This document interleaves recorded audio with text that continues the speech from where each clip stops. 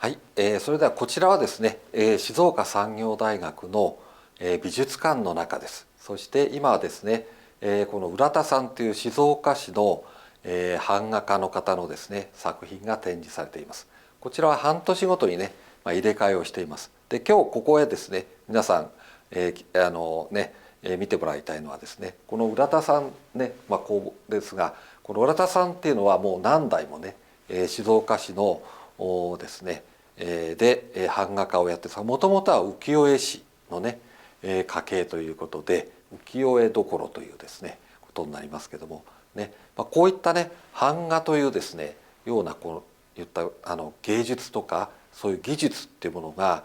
静岡にですね、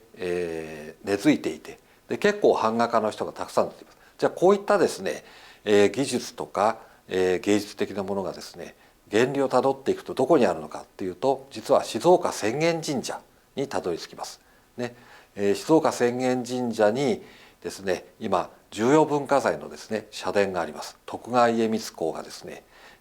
建造した、文化財ですが、そのね、建造物を見ますとたくさんのですね、非常に江戸時代のですね、芸術のね作品がですね彫り込まれていたり塗られていたり金型のものがついたりしています。そういった技術が実は、このですね、静岡県内特に静岡市のですね産業のですね基盤になったということで、それをですね一つ表しているのがこの版画家の方がね、静岡でも今活躍しているということになります。そういった意味でね、版画っていうものもですねこういった芸術っていうものも、ね、産業とね結びついているということを皆さんにねぜひ知ってもらいたいと思います。はい、それでは皆さんこんにちは、静岡産業大学の小泉と申します。私のですね産業イノベーションの授業のうち講義のうちのですね、静岡県のこの産業の発展のですね、歴史というかですね、それについてですね、概略を皆さんにちょっとお話ししたいと思います。で、静岡県にはね、資源として、森林とかですね山とかがあるという話はですね、他の講義でもしてるんですけども、元をたどればこういったです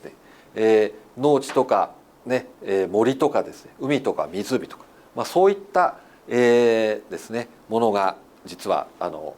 重要なベースになります。で、ここには書いてないんですけども、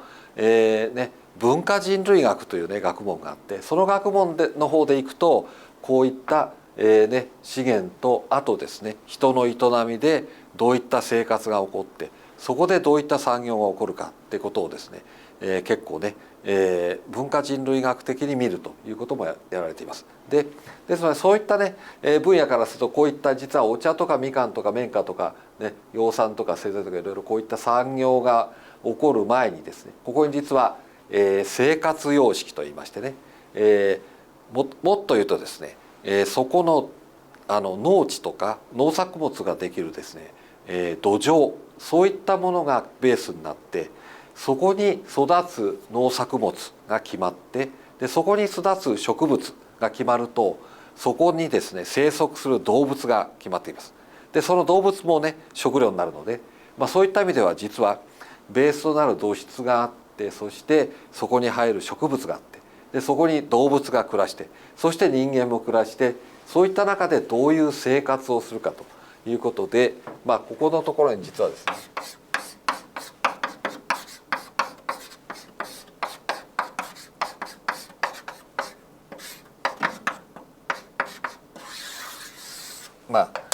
英語ではですねライフスタイルっていうんですが、このライフスタイルがあってというところで実はここに行きます。ただこの話をねするとこれだけでも一つの授業になっちゃうので、ここはちょっと飛ばします。で、そういった中で、静岡県にはですねお茶とかみかんとかね、綿花って分かりますか皆さんね。多分綿花ってもうね、見たことがないということなんでしょうけど、これは植物で綿ができて、これを元にですね糸を作っていきます。で織物をして、布ができると。で養蚕の方はですね、これは昆虫ですね。昆虫が葉っぱを食べて、そして蚕という幼虫がいて、それがですね、作った繭玉というものからね、織物を作る。この2つで、結構静岡県っていうのはですね、こういった綿花とか養蚕の産業が実は農家で、農業のですね、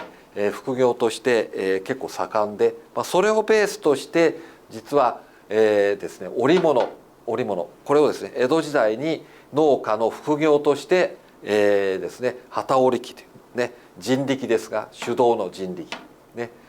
これが行われたと。でまたですね、こういった森林があると当然林業があって、静岡県の大井川のですね上流の木材は江戸時代ですね、江戸まで運ばれたということですから、そういった、林業があって、そして当然それを木材にするための製材業があって、そして、製材業からですね、木工業ね、というものがある。で木工業というのは例えばこのね家具とかね下駄とかね木製のおもちゃとかね、そういったものができてくるということです。でまた、製材をするためにはね、木を加工するためには製材の機械、そして、こういった家具とかを作るための機械、ね、加工する機械ということで木工機械というものが発達します。で、この木工の機械がですね、この静岡県の工業の中でもですね、全国的にですね、技術力を持っている工作機械、工作機械というと何のことかっていうんですが、金属を加工したりですね、部品を作ったりしたりします。そういった機械のメーカーが発達しているということですね。そういった元になっているということですね。そして、林業の中では椎茸とかですね、そういった産物もありますし、あと水産業ではですね、当然魚とか貝とか水産物が出るんですが、これを加工する必要がありますね。保存したりして、で、さらに缶詰にするといった形でこれ輸出品になっていますね。で、こういった発展をしてくるということになると、この水産業が豊かで、実は、1945年のですね、第二次世界大戦が終わるまでの静岡県の主要輸出品、清水港からですね、輸出していたものが一番多いんですが、それは実はお茶、そして、こういったですね織物関係、そして実は魚です。魚に輸出してましたで、戦前は。ですから、そういったものがもともと産業として一番あって、で輸出品っていうのはですね、そこの地域の主要産業のですね状態を一番表します。でそういったものから次第にこの輸出品がですね、こういう工作機械だとかオートバイだとかに変わっていくんですが、あと、魚をそのまま輸出するんじゃなくて、冷凍にして、氷で輸出するんじゃなくて、缶詰にして輸出するといったことが行われてきて、いますよね。で、さらにはですね、こういった缶詰なんかは機能性食品といって、ですね、健康サプリメント、健康食品なんかになってくるようですね。でこの缶詰の技術も実は静岡県が全国に先駆けて発明しましたね。発明した技術です。で静岡県の水産試験場が発明して、その後、それは大正の時代ですが、その後ですね、みかんの缶詰も発明しましたね。そういったことで、そういった技術の発明もあって、発展していると。であとですね、この水産業があるということは、実は船がね必要になります。でこの船を作るという技術、そして、モーターがね必要になります。そうするとそのモーターの技術ということでね、一つはねマリンのレジャースポーツのですね、モーターボートだとかです、そういったものにも行きます。そして実はね NHK の今ですね、誇る水中カメラ、あれもね実はもともとはですね静岡県の水産試験場が伊東にあって、そこが NHK と一緒になってやった最初の水中カメラってのがありますね。そういったふうにですね、実はこの水産業が実は船だとかこういったカメラだとかモーターだとか、そういったものにもつながっていっているということですね。ですからこういうですね一次産業からね二次産業に行って、場合によるとねさらにそれが高度化していくということになります。で、例えばですね、この木工業ですねの発展ということで、下駄はサンダルになるとかいろいろあるんですが、この家具の関係で例えば鏡台って分かりますかね。鏡がついた、ですねお化粧をする台なんですが、これが実は静岡市のですね、特産品で静岡で作ったものがですね、京都だとかの百貨店で売られてたんですね。今もちょうどそういうとこあります。で、実はそれがねさらに発展してバックミラーね、皆さん村上海明堂って知ってるかな。村上海明堂、村上さん、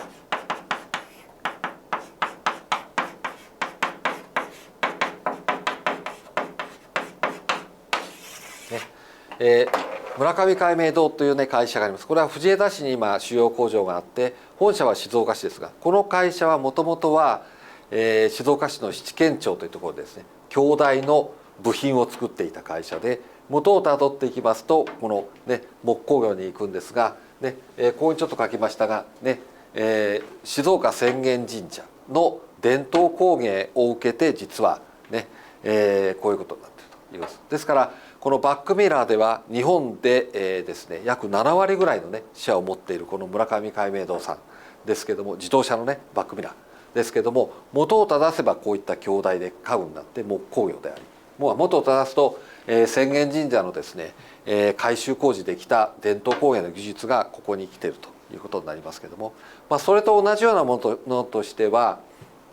木製のおもちゃですね。これも、木工業があって、そして静岡浅間神社に来た宮大工やらいろんな人たちが20年に一遍しか大修理ありませんから、で居ついてしまった人たちがいろいろなですねものを作り出ました。下駄だとかね、家具だとか、そういった中に木製玩具といっておもちゃがありました。でこの木製玩具の産業がですね非常に発展して、昭和30年1955年頃まではこの木製のおもちゃで静岡のですね、非常に有名でした。でそれがですね、実はこの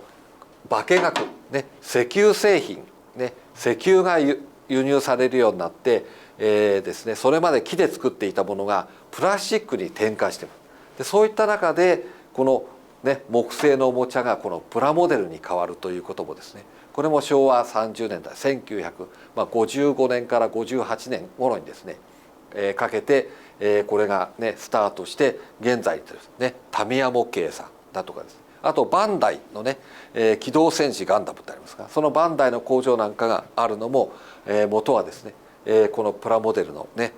産業立地ということですね。でさらにこういった木材、林業があって木材があるのでピアノ産業ができて、そして楽器のですね、メーカーが発達したとかですね、あります。であとこういった先ほどの水産加工の関係なんかの機能初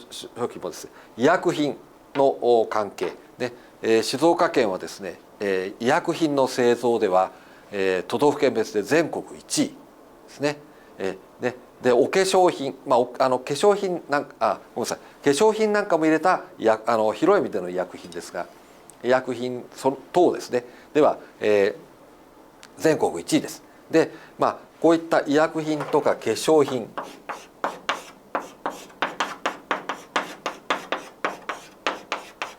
ね、こういった産業にもですね、つながってくるということです。で、外からね、来た企業も結構ありますので、医薬品とかね、なんで全てがこの中から発展したわけではないんですけども、外からした企業とまた地元から発展した企業は両方ね、こういったことをやっています。で産業の集積というのは地元にある程度そういう産業があると外からも立地してくるという特性があります。ね、技術の集積が図られるということですね。であと、工作機械は最近は IAI さんとかね、IAI スタジアムとかありますが、産業用ロボットってことでね、こういったロボット関係にもね行ってますし、製紙業もねもともと木材があって製紙紙を作るで紙パルプとなってますが、今はこういった製紙とかこういった会社もですね、情報産業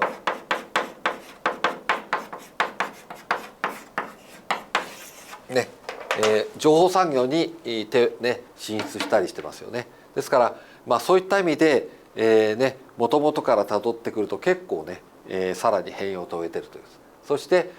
こういった変化を遂げる時ですね、実は重要な要素として技があります。技術ね、技術というのはこの、アート的なね芸術的なものも当然重要でして、両方が必要なんですが、技術的に分かりやすいのは電気技術ですね。これは浜松で、ですね、静岡大学の、前身のね、浜松の学校がありまして、そこがね、テレビとかですね、そういった技術では非常に先進でしたけど、今も光技術については浜松が非常に進んでいます。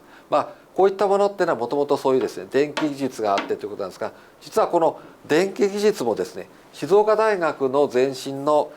浜松のですね工業専門学校という、国立とですね学校があったというのもあるんですが、もう一つは実はこの JR ですね。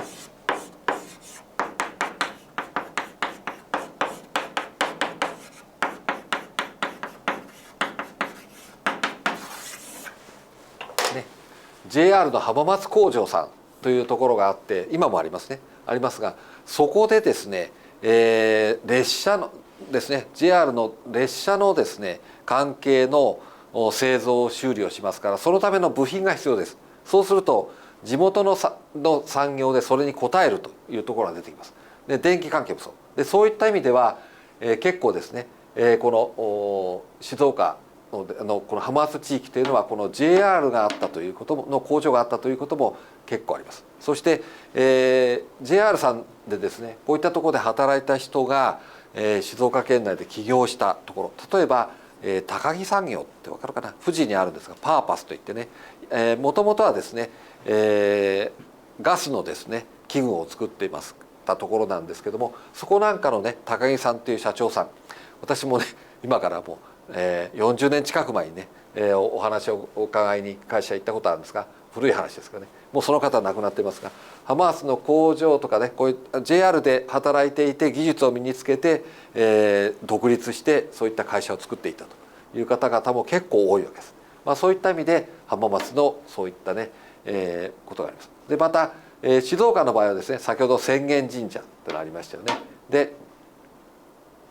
静岡の場合はですねこの化学の関係で科学ね、こちらの関係が先ほどそのプラモデルね、石油化学産業なんかもそうなんですが、あります。で医薬品なんかもあります。でこのベースになったのは一つは技術的には県立薬科大学、今の静岡県立大学の薬学部の前身で静岡県立薬科大学とありました。ここがあったことがですね実は、医薬品の産業の立地にも非常に大きな影響を与えましたね。であとは、ですね、この科学関係のものはプラモデルだけでなくてですね、先ほど言ったようなですね、いろんな産業にも影響を与えている。そしてあと生物学的にね、静大のね農学部なんかのねバイオなんかもね今活躍してますが、この地酒、静岡にはですね地酒が48もあると、ね、これはもともとあるんです。もともとある。でただこの地酒がですねこれだけ生き残ってきているということは実はね、相当な技術革新をしています。フルーティーな味わいで女性にもね親しまれるようなね地酒にこう変化を遂げました。これ変化を遂げたら20年ぐらい前ですけどね遂げました。ね、そういったことをやるにもこの生物、あとは品種改良だとか機能接触品とかあります。で品種改良でいうと皆さんのね、もう古くはですねこのみかんの、ね青島って知ってますから、青島。